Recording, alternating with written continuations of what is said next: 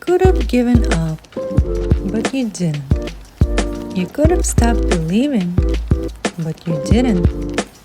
You could have kept living their expectations, but you decided to make this life your own. And in turn, you're here. Hello everyone, today we're meeting Laura Ann Gilpin.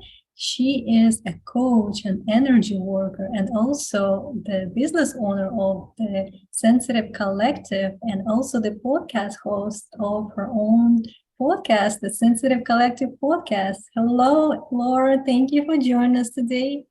Hi, Anna. Thank you so much. It's a pleasure to meet you and to enter into your podcast space. So let's just start our conversation with diving into your personal journey of becoming the person you are today. So what led you to discover your true passion in life? How did it start for you? That is such a beautiful question. It started at the beginning, it's been a progression. It's been a true journey. I think it really started with me feeling very lost and really struggling through life. It started as a kid with never really feeling fully like I was understood and seen, struggling from a pretty young age with disordered eating. And as I grew up, that led into really detrimental, addictive behaviors, getting involved in a hamster wheel roller coaster of toxic relationships. And ultimately to several years in my 30s of chronic illness. And as all of this was happening, I was on the path, right? I think that is such an important piece to point out. You ask where it started, and it is this cyclical journey. And so while I was experiencing all of this and struggling and suffering and trying to muddle my way through, I was finding little signposts, little pieces, little glimpses of the answer as I went along my path. And one of the big turning points for me was really opening to the possibility of being a massage therapist. I was working on a farm, and I'm getting ahead of myself. I was taking care of my father after a really bad bicycle accident, which he's fully recovered from, but it was touch and go for a while. It was a really major accident. And every doctor and every nurse was just, oh my gosh, it's such a miracle that he's alive, and had really, had quit my job to move home and help my mom take care of him. And through that process, I really saw what a service massage offered for him and how much relief it offered for him, not just in the physical relief, but also just emotionally. I could feel the shift in him. I knew the physical therapy days, what days he had massage and what days he didn't. And so after he was well enough to care for himself, I was in this really unique place in my 20s of I didn't have any real commitments. I was in between relationships. I had left my job, and so I decided to work on an organic farm in Puerto Rico. And it was in this place, away from my active addictions, away from the possibility of stumbling into another toxic relationship, away from my family, away from anything that had really grounded me in this idea of who I was, and away from all the noise, that I got my first real epiphany and major download from Source that was showing me I was meant for more, and that the right next step for me was to step into the world of healing. And I made the decision, living in a tent in the mountains near the rainforest of Puerto Rico, that I would become a massage therapist. And that is another beginning for me. That was a more intentional beginning, stepping into healing work that ultimately holding space for others through this work is what allowed me to learn how to hold that same space for myself. And so, in a very circuitous way, that answers your question. And now, all these years later, I've had a studio as a massage therapist and a body worker and a myofascial release therapist, as you said, an energy worker, and now soulful coach and healing mentor. And it's been a huge journey. I've healed through chronic illness. I've found sobriety, and where I am today, I can truthfully tell you, I'm the most content and the healthiest, and I feel the most whole that I ever have before in my life. Wow, that's beautiful. And Thank that's in those, hard lessons that we learn through our journey. That's how we start questioning, is this the life that I'm supposed to be living? And why is that I'm suffering? It shouldn't be this way. What is the reason for it? And the deeper we look into ourselves and facing all of those fears, insecurities, or like negative emotion that come up on the surface, and the more we let ourselves feel through them and let them go, that's how we also gain that power back. And from that point we realize that we are the one that could change that.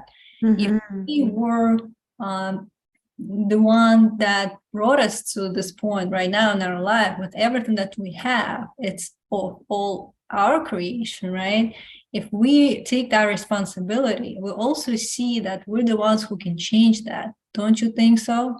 Oh, absolutely. I love talking about radical responsibility. It's such an important piece of the puzzle. And for me, I think when we're talking about radical responsibility, we can't truthfully have that conversation without also talking about radical self-love, because they're two sides of the same coin.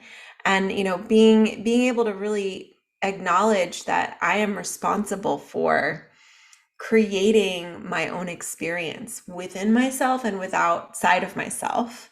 And that as I take that responsibility, I'm holding myself with so much grace and compassion and love that will give me the space to really get curious and start to look at the choices that I'm making. And as I'm taking responsibility, well, then that lends itself to taking action to make a shift, and holding myself in radical self-love while I look through the lens of radical responsibility ensures that inner critic doesn't take over. Because if it's not a balance between the two, radical responsibility can look a lot like harsh judgment. Mhm. And so Yeah. it's tempering that responsibility with love and compassion as well.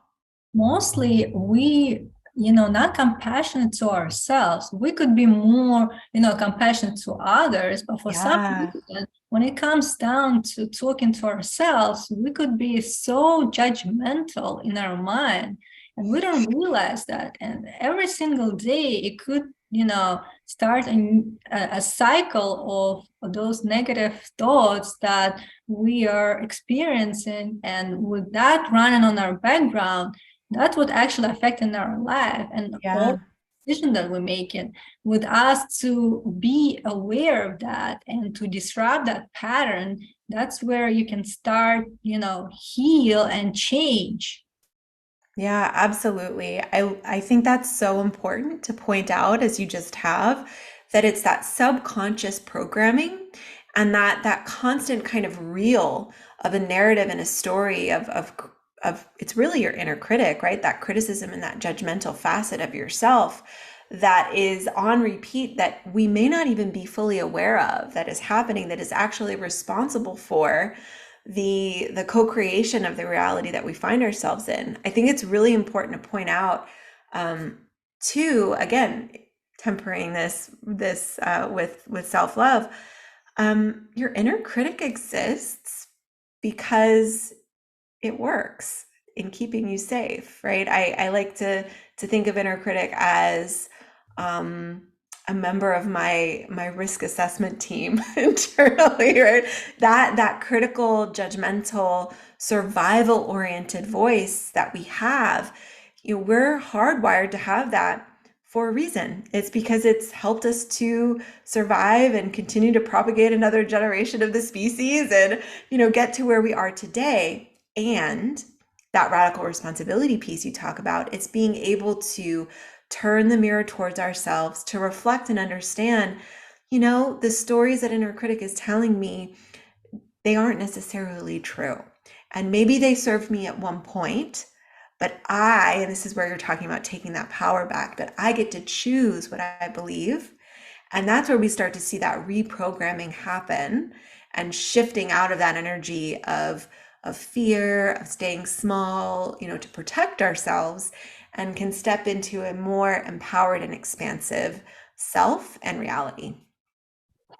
Right. And also, with us not realizing that inner critic is always working on the background and telling ourselves those different stories or worst case scenario of what might have happened, and we, in a sense, always being stressed, always in that flight or fight response, like we trying to survive.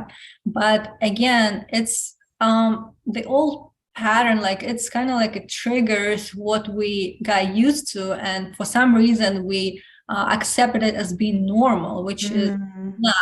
And with us realizing that the normal state is actually us being relaxed, at peace, and feeling joyful, that's where we should strive for, to kind of achieve that mental state and release those type of stressful negative thinking that we might have. So what are your advice, maybe like some kind of steps that could help people to incorporate in like a daily habit that could bring them into that peaceful, mindful state where they can see, what's going on as a truth, not just falling into the same trap? That is such a great question. So, inviting inquiry, I think, is the most accessible and easy to implement practice that you can build on from there. It's a foundational practice.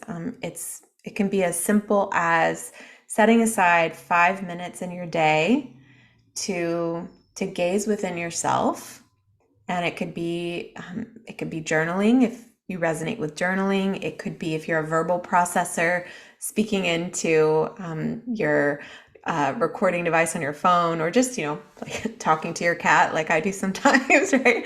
But it's that element of really speaking to and working through what is the inner dialogue.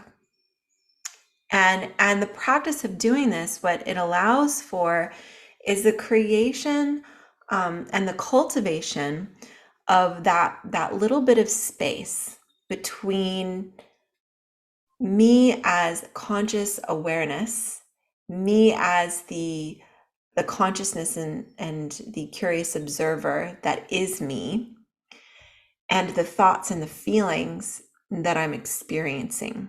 Because what happens, the reason we buy into the, we'll call it programming, right, of inner critic and etc., that are running in the background, is because we're not aware that it is running, and we have fully identified with it as truth and as ourselves. And so the act of starting to invite inquiry around what we're thinking and feeling in and of itself helps to begin to create and cultivate that space and engender that understanding that I am not my thoughts and I am not my feelings. I am the awareness that observes my thoughts and feelings. Just as, the sky is what holds and allows for the passing of the weather, the sky isn't the thunderstorm. We know that beyond the clouds, it's a blue sky, right? It's the same with our internal reality as well. So I call it your internal weather report because I love that analogy. And I feel it makes it easier to understand, what we understand, we're more likely to take action around with that clarity. So that invitation to inquiry, your own internal weather report on a consistent basis is a really easy and accessible practice. Oh, really? I know it's true. And also, like you just mentioned, to come to the space where you see yourself as an observer, not judging anything or labeling good or bad, wrong, but just observing as it is, without saying any names, but Yeah. kind of like seeing it more as a guide or like a sign or some kind of like a signal for you to, I guess, to direct you in some kind of way. So if you just take it as it is without labeling, you would be able to see more clear, and you wouldn't bring any, I would say, unnecessary emotion in that mix. Because sometimes we are triggered with Yeah. maybe some, whatever happened to us, any type of trauma or anything, or we're just avoiding feeling certain emotion, and we trying to escape it through addiction or anything that we think will distract us from looking into that. But allowing ourselves to really like feel it and not judge it, it's very hard to achieve for some people, but it will ultimately give you that peace and understanding that everything is going well and your Yeah. life is happening as we speak, and you're the one that's creating your experiences. And again, like you're supposed to feel good. Yeah, I think like those negative emotion is the indicator for you to know that something is going on. But again, without judging, you have to understand why is it happening, and maybe look more into yourself. And if you need a guide or somebody to hold that space for you, like a coach, this is something that you should be looking for, because in the end of the day, you have to prioritize your mental health. Hmm. This is what, it's like a foundation for a successful life. What are your thoughts on that? I love the way that you've described this. Some really important points. One is stepping out of placing value judgment around our thoughts and feelings.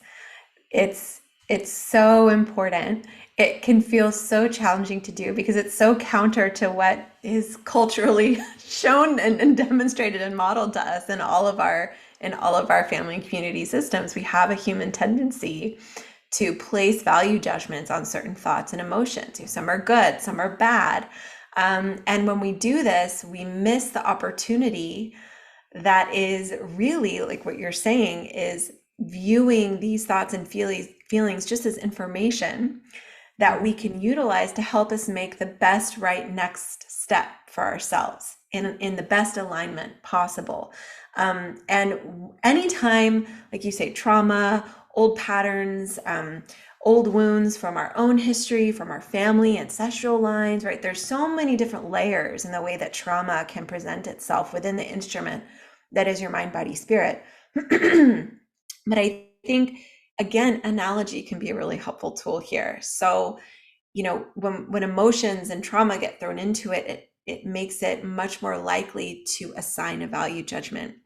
My invitation would be to shift and look at it as, for example, if I'm driving my car and the oil light comes on, I'm not going to say that my car is bad and that my car did a bad thing because the oil light is on. I'm going to see that as a piece of information, as a really important sign that I need to take an action, that there's something that my car needs some focus and attention poured into.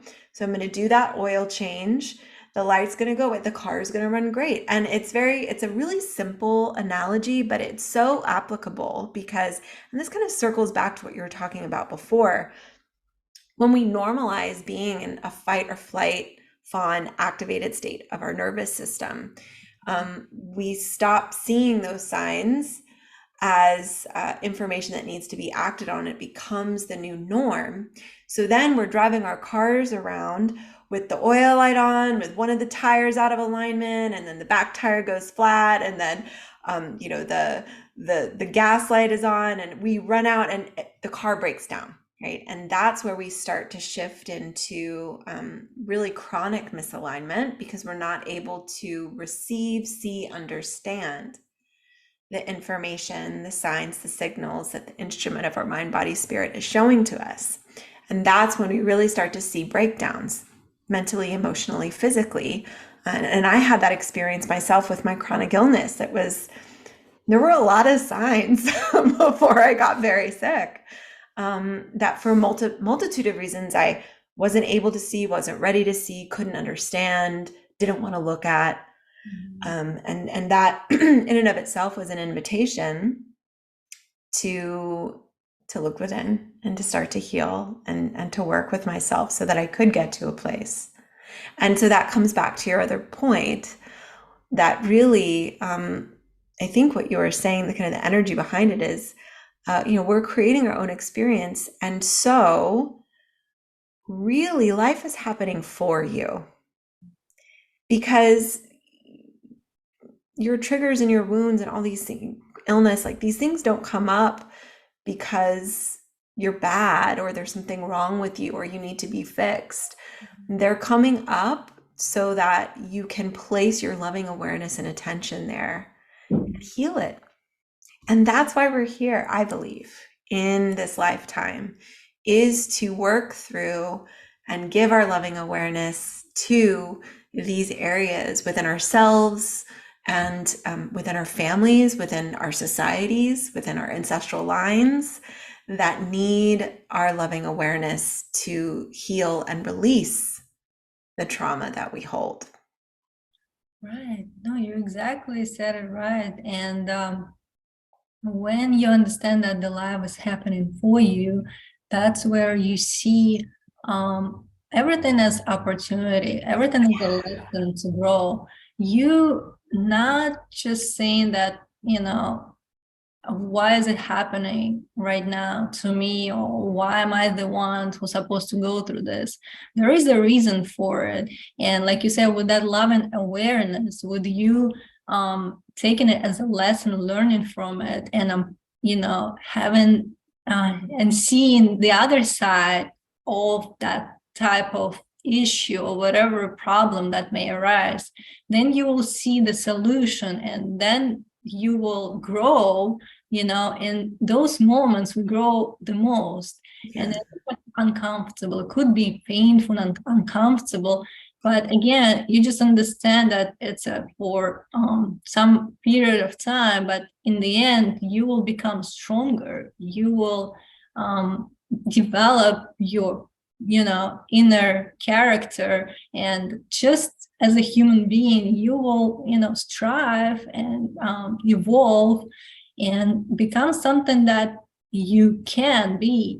Because again, I believe we all here for a reason. There is no mistakes, there is no errors, and every one of us have unique gifts to share with others. And we are the ones who put in those limitations upon ourselves. We're not allowing ourselves to grow fully into who we can be, right? And understand that this is our purpose, and we should really be the in the driver's seat, running this creation of our life the way we want it. And there are no limits, actually. And with realizing that, so much could be created for you.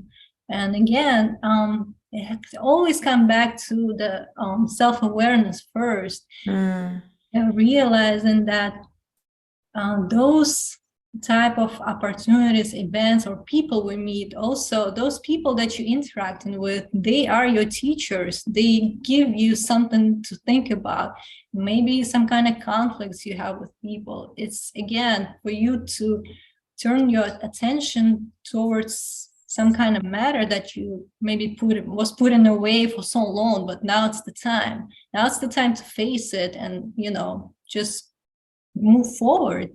And I feel like if we just switch our, kind of the way we look at things, right?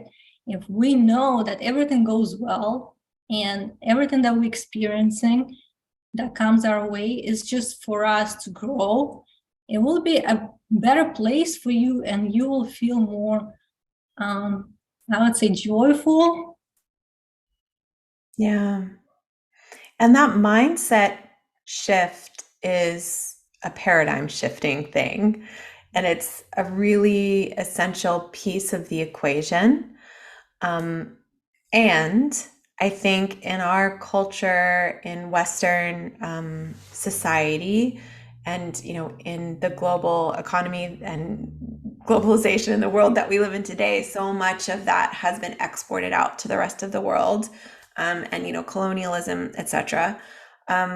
There is a tendency to really value our mind over our feelings and our body, and to really make a distinction between logic brain matter and the rest of us. And in my experience, really, and the way I say mind, body, spirit as an instrument of consciousness and awareness, it's because they're inextricably intertwined, mind, body, and spirit. And each one of them informs and affects the other.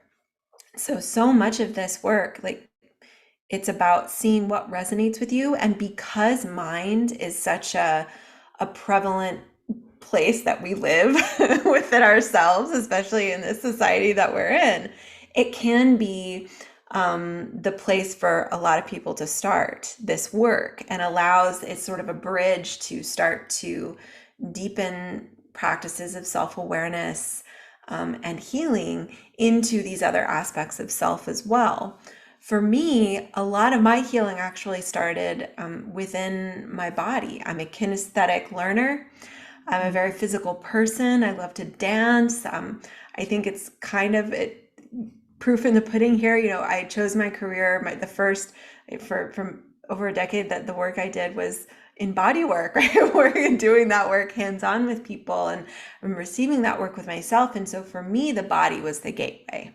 The body was the bridge to come back into spirituality, to deepen my relationship with the divine and with source, and to start to have the capacity, even within my nervous system, to shift my perspective and awareness. So there are different entry points for everyone. And I think that, again, it comes back to trusting yourself and really leaning into your own inner knowing and intuition. So it's that resonance piece about, for your listeners, for example, if you're hearing Anna and I speak about the mind shift and the mindset shift, and life is happening for you, and that feels really hard to connect with, then I invite you to give yourself permission to play and explore and see what does resonate with you. Maybe it's energy work. Maybe it's body work. Maybe it's oracle cards. There's many different entry points to deepen your relationship with yourself, because you and I, we are multifaceted, multidimensional beings.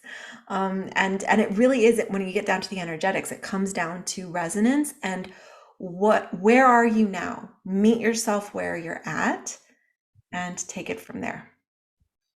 Yeah, definitely. And I agree, for different people, it could be various entry points, and maybe something else resonate more than just talking about, imagining or trying things. So maybe through body connection, like you mentioned, maybe yoga practice, Yeah.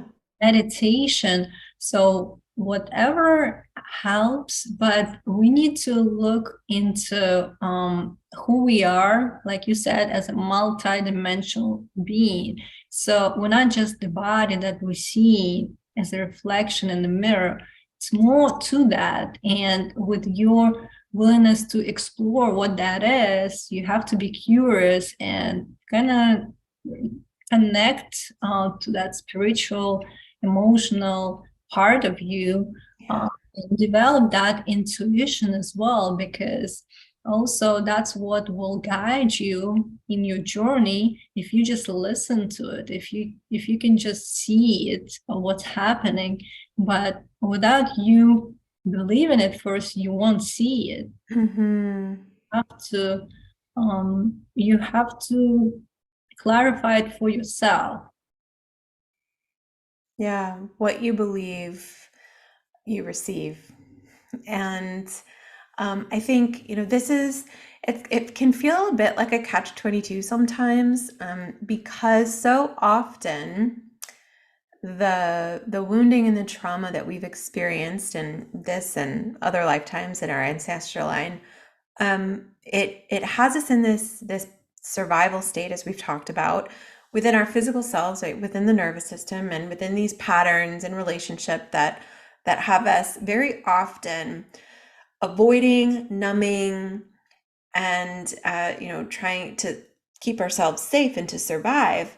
And simultaneously, through doing this, we're actually cutting ourselves off from our own intuition and from the wisdom of source, the divine, spirit, whatever word works for you, and connecting with that greater knowing. And so it can feel like, well, how do I how do I lean in and trust if I can't feel anything that's there? And so the invitation there then is, again, meet yourself where you're at. These things don't happen overnight. It's about over time, just taking little steps in the right direction, and using the information that you do have. So again, that self-reflective practice, using the signs and the information that you can see, that you can connect with, and doing your best to make choices that are in alignment with that information that you're receiving to help you make the right next aligned step.